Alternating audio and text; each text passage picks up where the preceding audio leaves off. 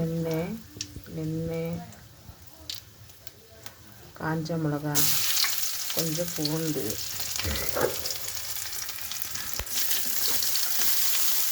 வெங்காயம், கொஞ்சம் மஞ்சள் தூள்,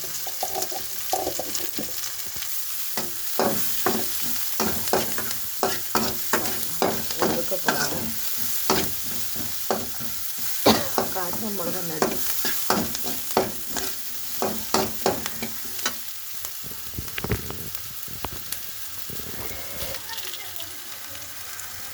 மணத்தக்காளி கீரை சேர்க்கிறேன்.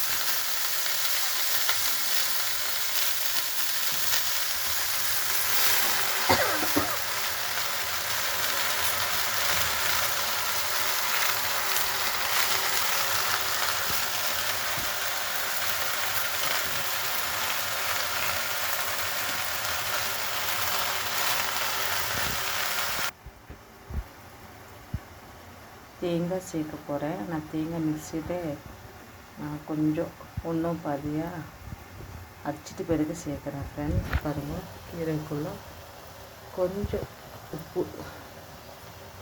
உப்பு சேர்த்துருக்குறேன்.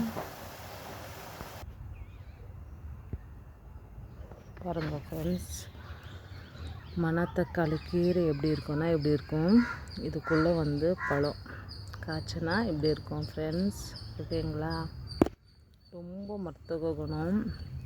வயிற்று வலிக்கு, வயிற்றுல இருக்கிற ப்ராப்ளமுக்கெல்லாம், அப்புறம் கோல்டுக்கு எல்லாத்துக்கும் இந்த மணத்தக்காளி கீரை ரொம்ப நல்லது.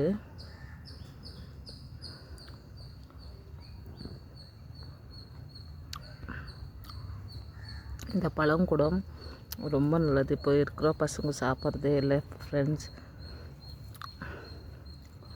உங்களுக்கு தெரிஞ்சிருந்தால் ப்ளீஸ் கமெண்ட் பண்ணுங்க. நீங்கள் சாப்பிட்டிருந்தாலும் கூட கமெண்ட் பண்ணுங்கள் ஃப்ரெண்ட்ஸ்.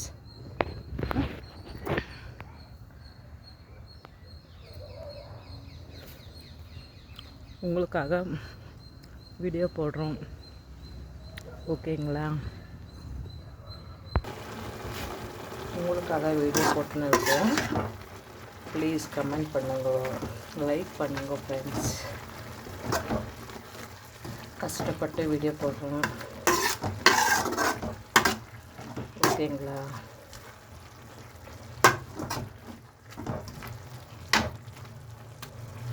கடைசியில் தேங்காய் சேர்க்க போகிறோம். இன்னும் கொஞ்சம் வேகணும். வெந்த பிறகு நான் சாப்பிட்டு எப்படி இருக்குன்னு சொல்கிறேன். கீரை ஆயிடுச்சு ஃப்ரெண்ட்ஸ். சாப்பிட போகிறேன். எப்படி இருக்குதுன்னு சொல்கிறேன்.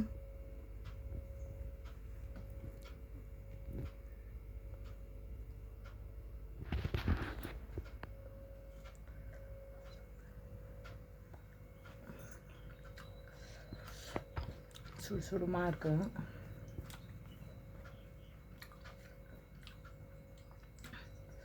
கொஞ்சம் கசப்பு, கொஞ்சம்